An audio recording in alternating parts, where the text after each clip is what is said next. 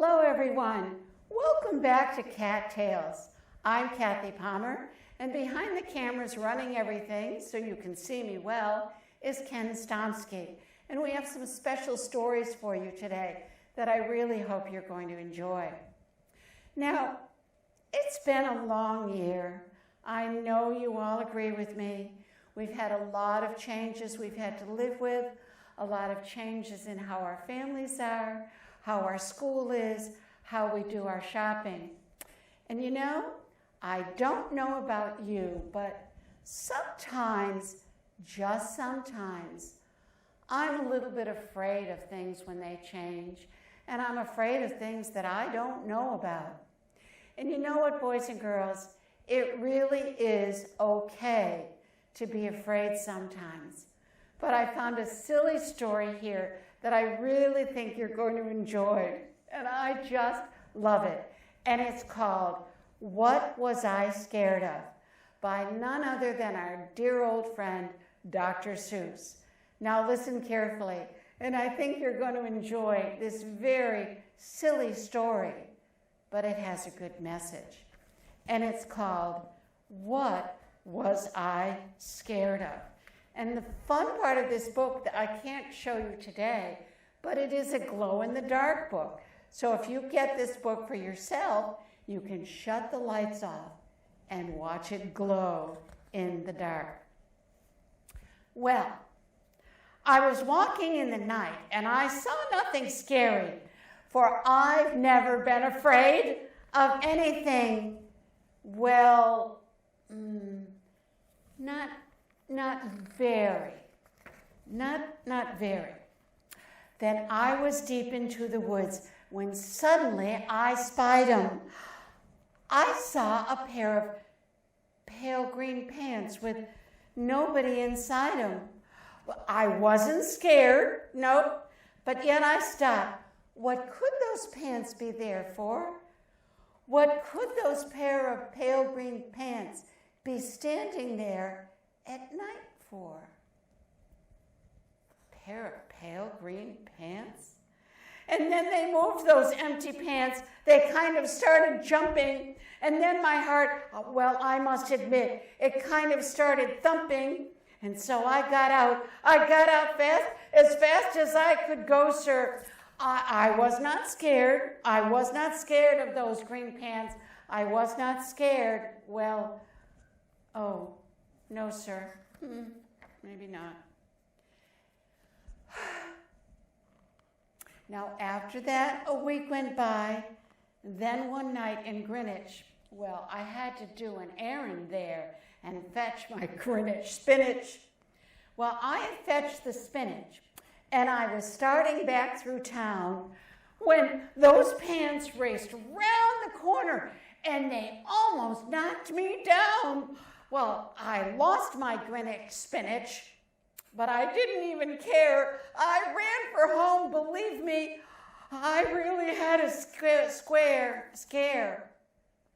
Now, bicycles were never made for pale green pants to ride them, especially spooky green pale pants with nobody inside them. That's way too scary. So, the next night I was fishing for trout on Rover River, and those pants came rushing toward me. Well, I started to shiver, and by now I was so frightened that I hate to tell you, but I have to, that I screamed and rode away and lost my bait and line and tack too.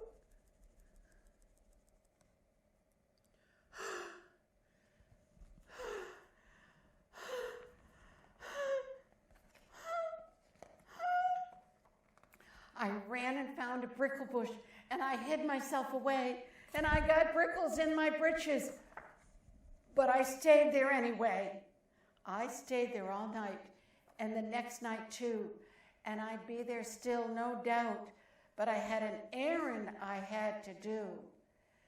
And so, the next night I went out. I had to do an errand.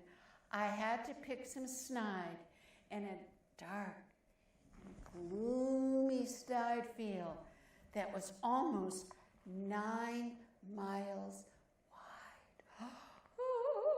I said, I do not fear those pants with nobody inside them. I said those words. I said them, but I lied them. I did. I lied them. Then I reached inside a snide bush, and the next thing that I knew,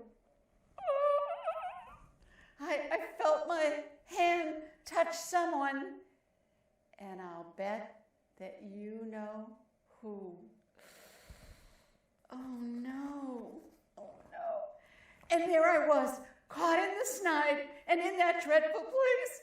Those spooky, empty pants and I were standing face to face. I yelled for help. I screamed, I shrieked, I yowled, I howled, I cried. Oh, save me from those pale green pants with nobody inside. Oh no, help me.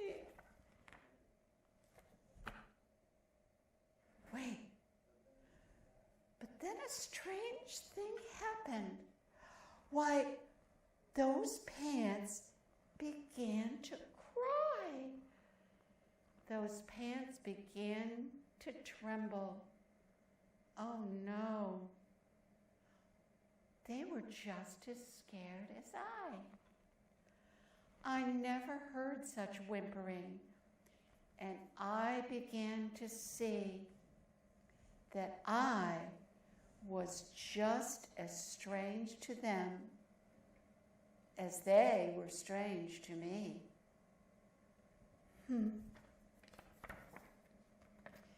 So I put my arm around their waist and I sat right up beside them.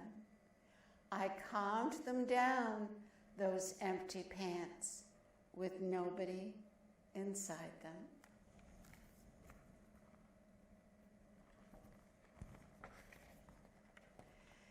And now we meet most often, those empty pants and I. We never shake or tremble. We both smile and we say, hi. So I love this book, boys and girls, for 2 reasons. First of all, it's just plain silly. Obviously, there's no such thing as an empty pants. Or is there? Because you'll never guess. Just when I was thinking, this is the only time that I was ever going to see anything about empty pants, you'll never guess what I found. Wait till you see this. I was looking through another book, and I found there's a well-known poet called Shel Silverstein, and he also writes some wonderful books that over this weekend you really need to check out. Now I know you're thinking, oh, I don't like poetry. I don't.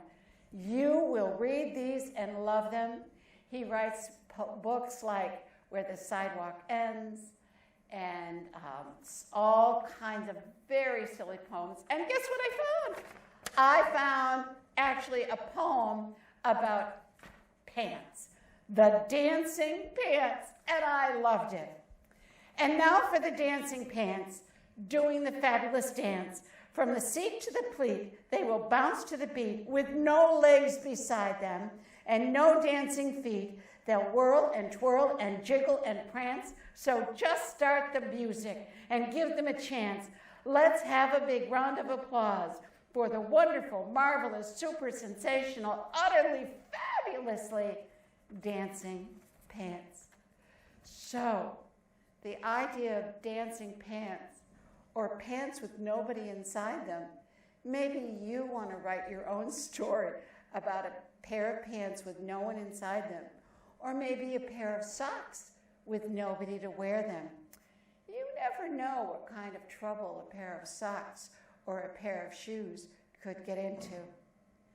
But the next time you're afraid of something and you're not sure of what to do, because sometimes We're all afraid, every one of us, even our grown-ups. We're all afraid of something. Just remember. And then I began to see that I was just afraid of them as they were strange to me. Thank you for listening. See you later.